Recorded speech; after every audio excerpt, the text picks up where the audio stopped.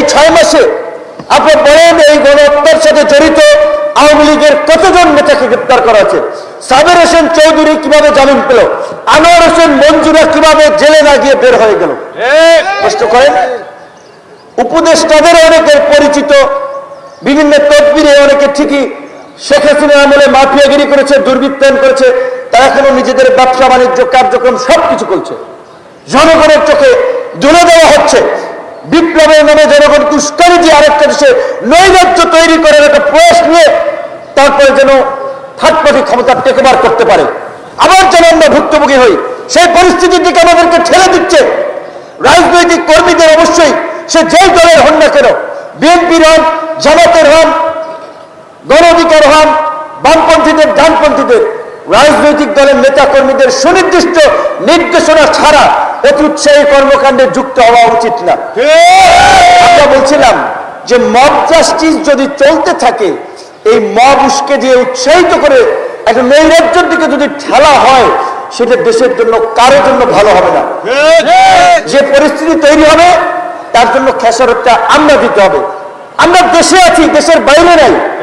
আঘাতটা আসলে অতীত এসেছে আমাদের উপরে, এখন আসবে আমাদের উপরে। তাহলে এই কথাগুলো বলার কারণে ফেসবুক একটা ওপেন প্ল্যাটফর্ম। আমার ফেসবুকে প্রায় 17 লাখ ফলোয়ার। ধুমাইয়ে নেগেটিভ মনে করেন, গালিগালাজ করে অনেক মানুষের, যে না সে সুশীলগিরি দেখাচ্ছে, এইটা করতেছে, ওইটা করতেছে। এখন সরকারের উপদেষ্টারা বলতেছে থামেন, থামতে হয়, আর চালাবেন না। কোন দিকে যাচ্ছে? উদ্বিগ্ন হচ্ছেন। এমনকি মিজানুর রহমান আজহারীর মতো আলেম দেখেছেন না, ওইখানে যে গালিগালাজ করতে পারবে অতি সেই মানুষগুলো। তো আমরা যেটা বুঝি, উপলব্ধি করি, সে আঙ্গিকে কথা বলি। আমরা তো হঠকারী কোনো কথা বলি না। যারা যে উস্কাচ্ছে, উস্কে যে রাজনৈতিক ফায়দার জন্য এগুলো উস্কাচ্ছে, এই পরিস্থিতিগুলো তৈরি করাচ্ছে, এগুলো রাজনৈতিক কর্মীদের বুঝতে হবে। অতি উৎসাহী কর্মকাণ্ড 6 মাস কি করেছেন? 5ই আগস্ট থেকে 8ই আগস্ট সরকার ছিল না, এই বিপ্লবী ছাত্র জনতার দখলে ছিল, তখন কেন মাটির সাথে মিশিয়ে দিলেন না? এখন এইখানে ঘটনা ঘটছে, পাকিস্তান রিয়াক্ট করছে, ভারত রিয়াক্ট করছে। আমরা কি বিদেশিদের আরেকটা কুরুক্ষেত্রে পরিণত হব? আমাদের বন্ধুগণ, পরিষ্কার কথা, ভারত বলেন, পাকিস্তান বলেন, নিজের রাজনৈতিক স্বার্থে অনেকে বাংলাদেশকে নিয়ে খেলবে। আমাদেরকে নিজের স্বার্থ বুঝতে হবে, নিজের দেশের স্থিতিশীলতা নিশ্চিত করে, নিজের দেশের ব্যবসা বাণিজ্যের পরিবেশ নিশ্চিত করে, নিরাপদ পরিবেশ নিশ্চিত করে আগামীতে একটা সমৃদ্ধ বাংলাদেশ বিনির্মাণে আমাদেরকে এগিয়ে যেতে হবে। তার জন্য একটা নির্বাচিত গণতান্ত্রিক সরকারের বিকল্প নাই। পরিষ্কার কথা অনেকে বলছে, অনেকেই ফেসবুকে, বিশেষ করে এগুলো আমরা জানি কারা ছড়ায়, সুনির্দিষ্ট গোত্রের লোকেরা ফেসবুকে গণ অধিকার পরিষদ বলেন, বিএনপি বলেন, অন্যান্য অনেক লোক অনলাইনে এত পিছিয়ে, একটা সুনির্দিষ্ট দলের লোকেরা আছে ফেসবুকে, ইউটিউবে, অনলাইনে প্রশিক্ষিত বাহিনী আছে এবং সব ধরনের প্রোপাগান্ডা তারা ছড়ায়। আজকে এই নির্বাচিত সরকার ছাড়া বিদেশি বিনিয়োগ আসবে না, গার্মেন্টসের, অন্যান্য ইন্ডাস্ট্রিতে নতুন আপনার পরিবেশ খুলবে না, ব্যবসা বাণিজ্যের। আইন শৃঙ্খলা বা প্রশাসনকে সক্রিয় করা ওইভাবে যাবে না নির্বাচিত সরকার ছাড়া। আমরা অনেকেই বলছে বিএনপির সিট পাইবে, এই জন্য এগুলো কথাবার্তা হলো ফেসবুকে, বিকজ এগুলো ইন্টেনশনালি তাদের রাজনৈতিক উদ্দেশ্য হাসিলের জন্য এই সমস্ত ক্যাম্পেইন গুলো করা হচ্ছে। আমরা বিএনপির সাথে নির্বাচনী জোট করেছি। আমরা পরিষ্কারভাবে গণ অধিকার পরিষদের নেতা কর্মীদের সিবি আহ্বান করেছি, যারা যেখান থেকে নির্বাচন করতে চায়। আরে গর্দপের দল, সুযোগ সুবিধা রাজনীতি করলে তো শেখ হাসিনার আমলে সবচেয়ে সুযোগ সুবিধা নিয়ে ভালো থাকতে পারতাম। 28 বছর পরে একটা ডাকসু নির্বাচন হয়েছে, এখন পর্যন্ত আর ডাকসু নির্বাচন হয়নি। ছিলাম বাংলাদেশের এই কর্তৃত্ববাদী, এই ফাঁসিবাদী হাসিনার আমলে একমাত্র রাজনৈতিক দল যারা ধারাবাহিকভাবে বুক চিতিয়ে লড়াই করেছে।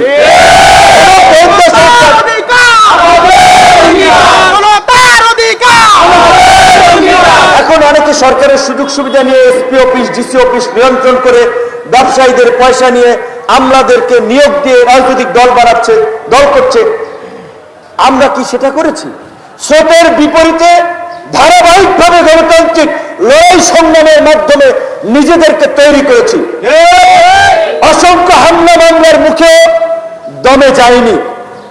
রিমান্ডে থেকেও বলেছি যে আর 10% ধাক্কা দিতে হবে।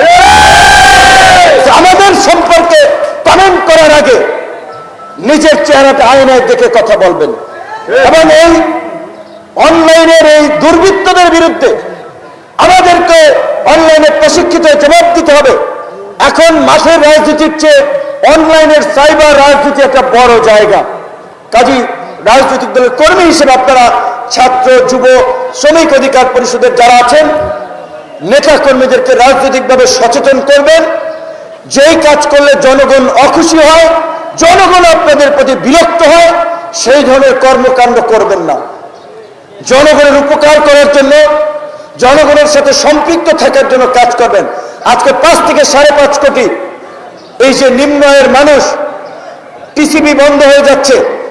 আমরা দাবি করেছিলাম যে ভেবেছিলাম সোশ্যাল বিজনেস আইডিয়া নিয়ে কাজ করে আমাদের প্রফেসর ইউনূস স্যার, কাজী তার সরকার আসলে এখানে নিম্ন আয়ের মানুষের রেশনিং ব্যবস্থা থেকে শুরু করে স্বাস্থ্য ব্যবস্থা, তাদের সন্তানদের শিক্ষা লাভের অধিকারের ক্ষেত্রে একটা পরিবর্তন আসবে।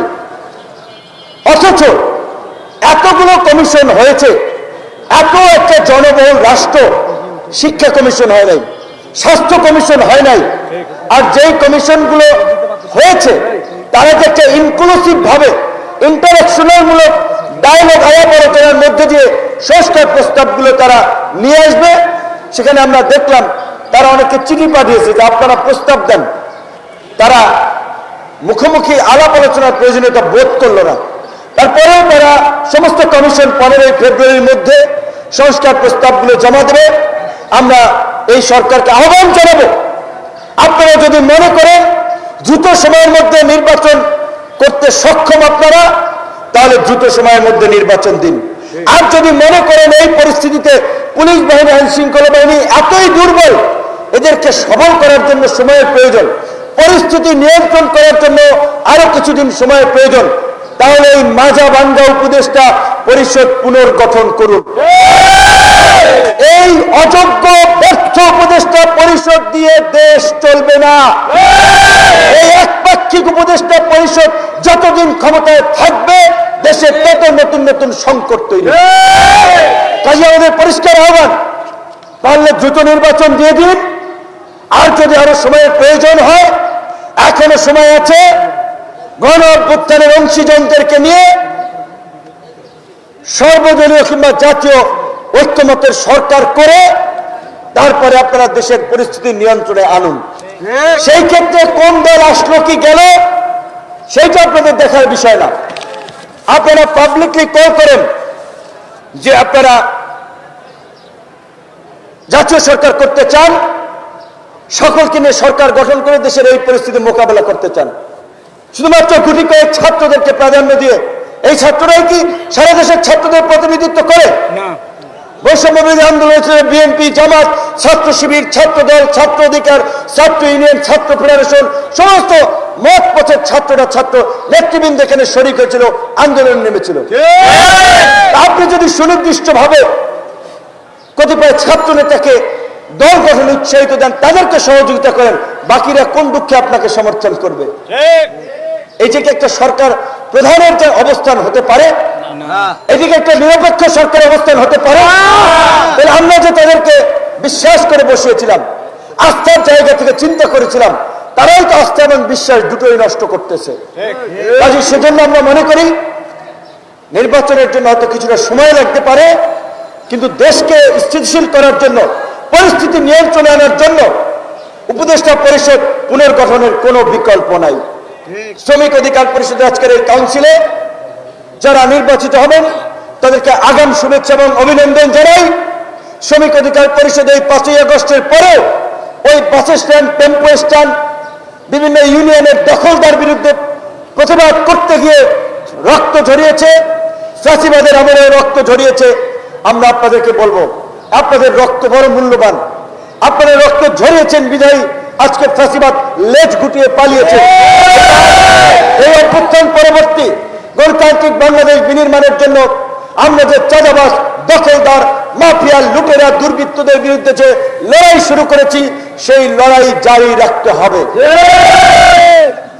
ব্যক্তির পরিবর্তন হলো, সিস্টেমের পরিবর্তন হয় নাই। প্রত্যেকটা বাস স্ট্যান্ড, টেম্পো স্ট্যান্ড, মালিক সমিতি, বিভিন্ন trade union, registered trade union এগুলো দখল করেছে। আপনারা দেখেছেন কোন নির্বাচন হয় নাই, অনেক জায়গায় একটা যেন তেন নির্বাচন করে বিভিন্ন সমিতিতে অনেকে বসে গিয়েছেন, নিজের মতো করে একে বাদ দিয়ে ওকে ঢুকিয়েছেন। এই পরিবহন সেক্টর থেকে শুরু করে গার্মেন্ট সেক্টর, এই দুটো জায়গায় বিশেষ করে শ্রমিক অধিকার পরিষদের নেতৃবৃন্দকে আমি গুরুত্ব দেওয়ার আহ্বান জানাবো। সারাদিন এই ধুলোবালির এই বিষাক্ত নগরীতে গাড়ি চালায় টেম্পু ড্রাইভার, বাসের ড্রাইভার, আর সেখান থেকে চাঁদা নেয় মালিক সমিতি। তাই শ্রমিক কল্যাণ সমিতির নামে চাঁদা নেয় কেন? শ্রমিকদের কল্যাণ করবে। অথচ এই কয়েক বছরে আপনারা দেখেছেন এই কোভিডের সময়, এই মহামারীতে শ্রমিকরা না খেয়েছে, ভিক্ষা করেছে, সাহায্যের জন্য রাস্তায় দাঁড়িয়েছে। শ্রমিকদের এই কল্যাণ ফান্ড থেকে কোনো কল্যাণ করা হয় নাই। এবং শ্রমিক নেতারা গুলশানে তার বাড়ি, 400-500 কোটি টাকার মালিক, তারা শ্রমিকদের মাথায় মানে রেখে বড় মানে কাঁঠাল ভেঙে খাওয়ানোর জন্য শ্রমিক নেতৃত্ব সেজেছে। শ্রমিক সংগঠনগুলো এবং ট্রেড ইউনিয়নের প্রকৃত নেতা হবে প্রকৃত শ্রমিকরা, কোন এনজিও কর্মী কিংবা বিদেশি মিশনের লোক কিংবা ব্যবসায়ী নয়। আপনারা যদি আপনাদের অধিকারের দাবিতে সোচ্চার হন, ইনশাআল্লাহ গণ অধিকার পরিষদ থেকে শুরু করে সারা দেশের বিবেক সম্পন্ন মানুষের সমর্থন পাবেন। বিচলিত হবেন না, মাঝে মাঝে মানুষের কথা শুনে সঠিক পথে কাজ করতে গেলে বাধা আসবে, সমালোচনা আসবে, সেটাকে জয় করে আমরা এগিয়ে যাবো ইনশাআল্লাহ। সবাই ভালো থাকবেন। আসসালামু আলাইকুম।